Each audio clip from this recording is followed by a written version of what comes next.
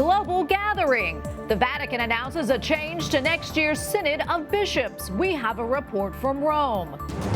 Pro-abortion push. The White House continues its emphasis as the midterms draw closer. Bid for re-election. We hear from a longtime pro-life lawmaker facing a tough opponent in Ohio. And the best medicine. A prescription from Pope Francis for those feeling weary or full of anxiety. On EWTN News Nightly for Monday, October 17th, 2022.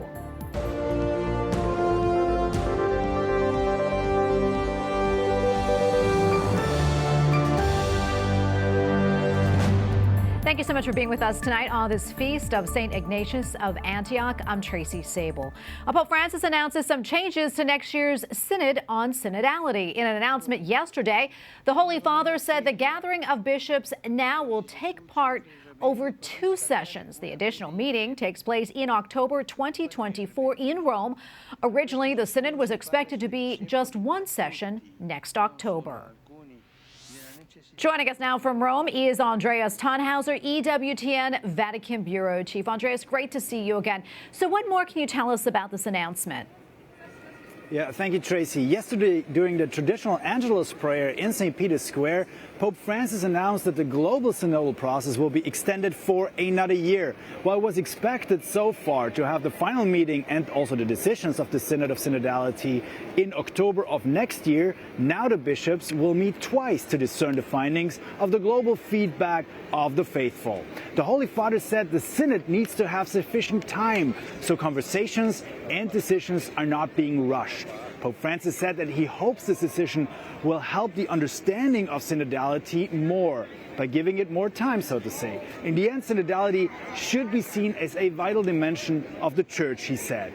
So, Tracy, the statement yesterday took many who cover the Church, including me, a little bit by surprise, because the global synodal process has been planned out for a while now. And we're in the middle of a second phase, and we expect a written summary regarding the first phase any day now. Related General Cardinal Jean-Claude Hollerich is working on this. So, Andreas, did the Vatican give a reason for extending the Synod? Well, it could be in part by the amount of criticism that has been voiced in many parts of the Church. So EWTN News has reported on several countries, for example, where faithful complained that the national summaries do not represent them at all. Pope Francis said during the opening of the Synod that the Church must be a listening Church. So giving more time to listen and to discern will help the community of the faithful to get more used to the concept of synodality.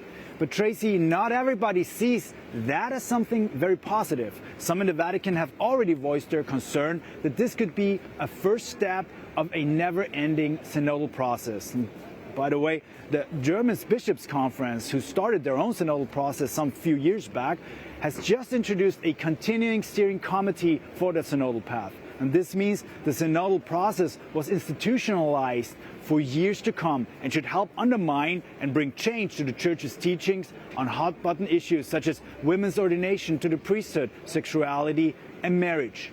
The big push on these issues brings a lot of division in Germany. Many are concerned that the Synod will become an instrument for that push, especially if it continues as long as necessary to achieve a preset goal. But Tracy, we should not forget that Cardinal Mario Grech, who is also responsible for the Global Synod, did assure us that there is no preset objective or intended outcome.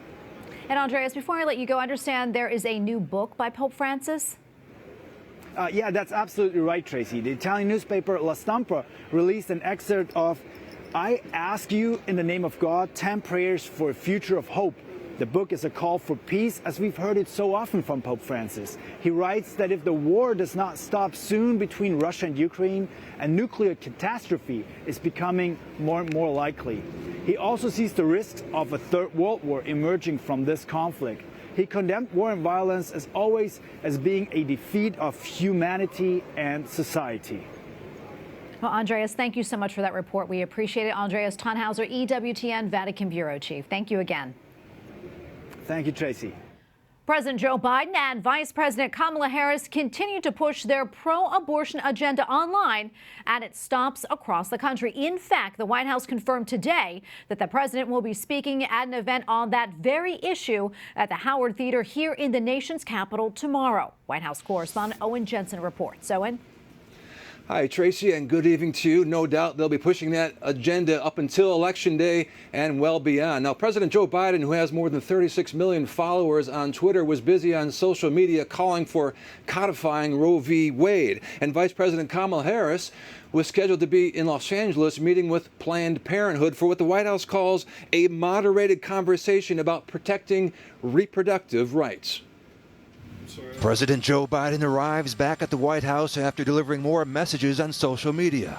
He recently tweeted, "The choice is clear," adding a graphic slamming Republicans and how they want to ban abortion nationwide, while writing, "Democrats want to protect reproductive rights." And Vice President Kamala Harris tweeted, "The fight for our fundamental rights, including the right to reproductive health care and abortion access, has never been more urgent." She told students in Detroit this past weekend, "Women should be able to make decisions about their own bodies and not have their government tell them what they're supposed to do." But Republicans pushed back, writing, "Democrats spent the entire summer ignoring Americans' everyday concerns so they could promote their extreme late-term abortion agenda. Now it's coming back to haunt them." And fully aware overturning Roe v. Wade did not end the decades-long battle, SBA Pro-Life America tweets, "Extremists in D.C. want to force all 50 states to allow abortion without limits." Meanwhile, inflation, high gas prices, and the war in Ukraine, where today waves of explosive-laden suicide drones struck Ukraine's capital, killing at least 4. The Biden administration has said it will support Ukraine for as long as it takes. And the White House press secretary told reporters, "The most recent escalation, the United States strongly condemns Russia's missile strikes today, which continue to demonstrate Putin's brutality." Also tonight, the results of a new AP poll, and listen to these numbers. A new poll shows 71% of voters heading to the polls in November think the future of the country is at stake. And about 8 in 10 registered voters say casting their ballots this year is either extremely or very important. At the White House, Owen Jensen, EWTN News Nightly. Well, a Democrat lawmaker in Virginia is now backing down from a bill that would punish parents who do not affirm their children's gender identity or sexual orientation. Last week, State Representative Elizabeth Guzman told a local television station in the D.C. area that she wanted to expand the definition of child abuse. Her proposal would make it a crime for parents who do not affirm their children's gender identity or sexual orientation. Guzman introduced the same legislation back in 2020. Meantime, Virginia Governor Glenn Youngkin's proposal takes effect this week. Transgender children in the Commonwealth will be required to use bathrooms and locker rooms assigned to their biological sex. And we go now to Amber Athey, Washington editor of The Spectator and host of the Unfit to Print podcast. Amber, great to see you again, as always. A lot to get to today, but first, let's talk about the bill that Representative Guzman was planning to reintroduce. Doesn't look like that's going to happen now, as it received a lot of criticism, as you know. That said, what was exactly in this proposed bill that caused so much controversy? This proposed bill would have actually criminalized parents and potentially taken their children away from them if parents refuse to go along with their child's perceived gender identity, meaning if the child believed that they were a different gender than their biological sex and the parent chose not to aid them in a social or medical transition, that parent could both go to prison and lose custody of their child. This received backlash for very good reason. As a lot of activists point out, conservative activists point out, the real child abuse is putting your child through irreversible medical decisions, whether that means puberty blockers followed by hormones, or in extreme cases, actual surgery, sex change surgeries, that they're not able to consent to because they're obviously too young and don't understand the ramifications of putting their bodies through these types of procedures or these types of hormonal therapies. And in Virginia, it's really crazy that the Democrats didn't learn from the election of Glenn Youngkin that keeping parental rights at the forefront of politics is something that's really important to people in this state. So I'm not surprised that the backlash was so strong and so immediate. And I'm really glad to see that some of the Democrats are now backing down from this piece of legislation. Yeah, Amber, talk to us now about Governor Youngkin's new policy, which all schools in Virginia are expected to be in compliance with by the end of the week. What's been the reaction so far, and has there been any pushback that is there?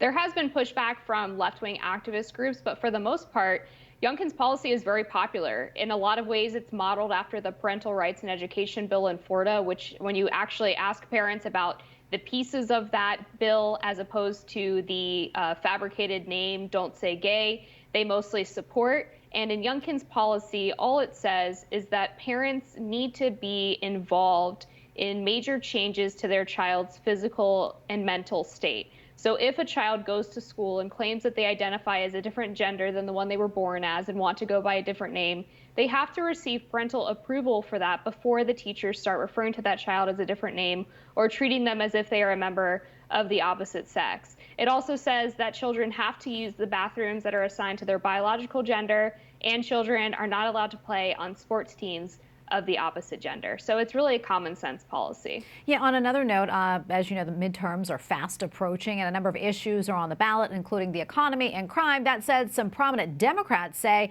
that they are expecting a referendum on abortions. Your thoughts on that? The polling just simply doesn't reflect that.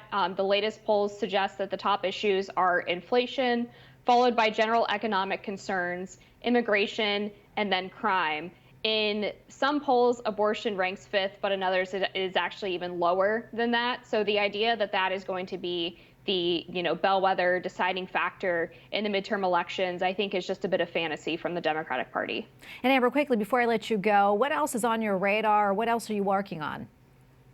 Well, as I mentioned, crime is one of the top issues for Americans headed into the midterms. I spoke on this issue recently at UC Berkeley and found that the students there were horrified to learn that some people actually believe people who commit crime should indeed go to jail and not be released back out on the streets. So unfortunately, the state of our higher education system in America is pretty poor. Amber, we're going to leave it right there. Thank you so much for weighing in. We always appreciate it. Thank you. Well, Ohio has a lengthy history of being a swing state in deciding which party controls Congress. House Republicans hope their longest-serving member from the state can win re-election in a redrawn district. Capitol Hill correspondent Eric Rosales takes a closer look. I'm in Cincinnati, Ohio, home to the state's first congressional district, where Congressman Steve Chabot hopes to keep his seat on Capitol Hill. I'm a conservative. I'm somebody who believes that faith is very important. I believe in values and the principles that I was raised with. Congressman Steve Chabot tells me his Catholic faith guides his public service. He's been a leader in the pro-life movement on Capitol Hill for many years. I was the principal sponsor of probably the most significant pro-life legislation since Roe v. Wade, and that's the ban on partial birth abortion, which of course is a late-term abortion. Even some Democrats agreed with us and voted with us on that. But now their party, they've gone so extreme. He adds Democrats have also gone extreme on education. Chabot is a former inner-city school teacher who tells me kids do best when schools partner with parents. The kids that did the best were those that had parents that really cared and came to meet with me to see how their kids were doing, went to the PTA or PTO meetings. Different schools have different things like that. So we ought to encourage parental involvement. And he says educators are forcing kids to learn harmful ideas. We ought not to teach our children that you have people who are victims and people who are oppressors. And that's what critical race theory does. There should be no place for that in schools. You also sit on the Judiciary Committee, so the border crisis is important to you. What do you want to see get fixed there? The wall was going up. I wish we didn't need one, but we do. Unfortunately, we've paid for that, the taxpayers, and it's sitting rusting out there now. And we've paid the contractors already, but the wall's not going up. And we have people coming in at unprecedented levels. Congressman Chabot also tells me he has a proven record. They know where I'm at. They know where I'm at on the issues. I'm a conservative. I'm somebody who believes in fiscal responsibility, lower taxes, personal responsibility, and let's get this country back to where it deserves to be. Congressman Chabot's redrawn district now includes all of Cincinnati, and his race is rated a toss-up by national pollsters. It's important to note that I reached out to Congressman Chabot's opponent, Democrat Greg Landsman. However, my emails did not receive a response. Near Cincinnati, Ohio, Eric Rosales, EWTN News Nightly. Coming up, new abuse allegations against a well-known priest in Chicago. Plus, what China's Communist Party is saying as it begins its week-long meeting in Beijing.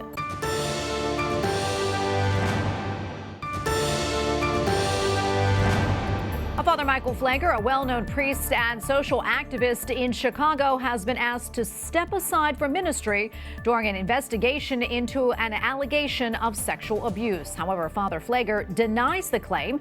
This is his second abuse allegation in the past 2 years. In 2021, he was reinstated following an investigation by the Archdiocese.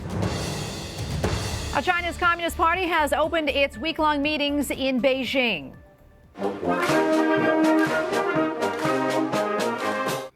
The gathering is expected to reappoint Xi Jinping as the country's leader. Officials also are likely to reaffirm their commitment to his policies, including military growth and a continued focus on Taiwan. The meeting comes amid tightening tensions with the United States and several of China's Asian neighbors.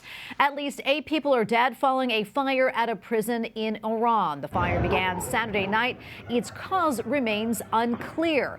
The jail houses inmates convicted of criminal charges and many political prisoners. The fire comes as protests escalate across the Middle Eastern country following the death of a young woman in police custody.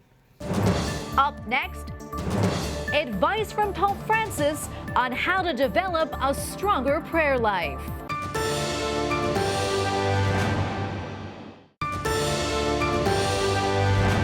Pope Francis says the best medicine for a weary soul is prayer.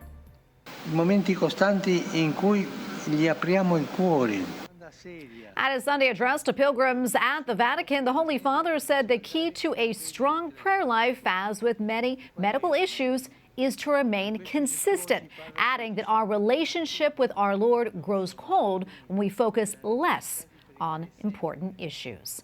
Finally tonight, a new study is shedding light on the after effects for women who undergo a chemical abortion. According to the group Support After Abortion, 34% of women who undergo a medication abortion suffered negative self-image afterward. Chemical abortions account for roughly half of all abortions in the United States.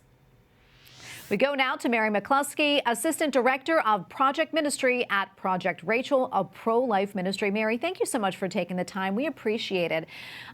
We know trauma after abortion, that's an established fact, but this study focuses on women who take the abortion pill instead of having a surgical abortion. What more can you tell us about these findings? Yeah, thank you, Tracy, for having me. And like you said, we do know that every abortion causes a woman long-lasting physical, emotional, and spiritual suffering. Women report traumatic effects and grief after both kinds of abortion. That's very important to establish. But a chemical abortion is different because the mother is typically completing it in her home. She may be alone, experiencing incredible pain and cramping, heavy bleeding, a fever, nausea, fearful and unsure if she may need emergency medical care, as women are advised to have at the ready. Some women report seeing their child expelled into the toilet or bathtub. So imagine having to go back into that bathroom day in and day out, a constant reminder of that abortion. The pills may be received in the mail with no physician's exam. So it's placing her at risk of complications from mistaken gestational age, ectopic pregnancy, and other pre-existing conditions. And Mary, can you talk about, how you're able to help these women through Project Rachel and what they tell you when they come in? Yeah, absolutely. So Project Rachel Ministry is the diocesan-based abortion healing ministry of the Catholic Church in the United States. The ministry offers confidential, compassionate help for all who have participated in abortion. So the ministry addresses the spiritual and psychological aspects of the abortion wound. So whatever someone needs, sometimes after many decades of suffering from abortion silently, a woman is just looking for a referral to a priest to go to the sacrament of reconciliation. Or some dioceses offer support groups, retreats. A team member can listen with no judgment and serve as a compassionate listening ear, a bridge to help that individual however they're looking to encounter Christ and his mercy and his hope and his healing. Many women think that they have committed the unforgivable sin, and we're here to say there is no sin greater than God's mercy. And indeed, God actually thirsts for those repentant hearts to return to him. I want to switch gears now here for a minute. A separate study focuses on the trauma that men experience after their partner chooses abortion. Mary, can you talk to us more about this? Yeah, it's so important to recognize the father's grief and loss because our culture, our laws tell men that they have no say, no voice whatsoever in that abortion. So research evidence suggests that for men, there's this expectation of being strong for their partner, not needing to grieve, or that men are actually less comfortable expressing their feelings about the abortion. Men actually do report symptoms of abortion's aftermath, including grief, guilt, helplessness, and anger, often confusion about their role in the abortion, or no role at all in some cases, and finding out later that they're the father of the aborted child, or they experience failure as a man and an inability to protect their child and the mother from the abortion. Oftentimes feelings of incredible rage and hostility. And Project Rachel Ministry helps men too. And Mary, before I let you go, any more information about Project Rachel that you think our viewers should know about? And if somebody wants to get in touch with you, find out more information, how can they do so? Absolutely. So I would just say that it's really important to always be aware that women and men who participated in abortion are everywhere. And you might have no idea, so it's important to always speak compassionately about those who have had abortion and just remember they might be listening. Someone in hidden, deep pain would see that you understand and might open up to you. So it's important to assure her of God's love for her. She's a gift no matter what, and to know where to send her for help. Your diocesan Project Rachel Ministry can be located on the Find Help map, the national helpline 888-456-HOPE. Or if there is no diocesan Project Rachel Ministry in your area, simply ask a trusted priest who can help you to experience that forgiveness and mercy that God offers. Mary, thank you so much for taking the time to speak with us today about all this. We appreciate it. God bless you. Thank you. Thank you for having me.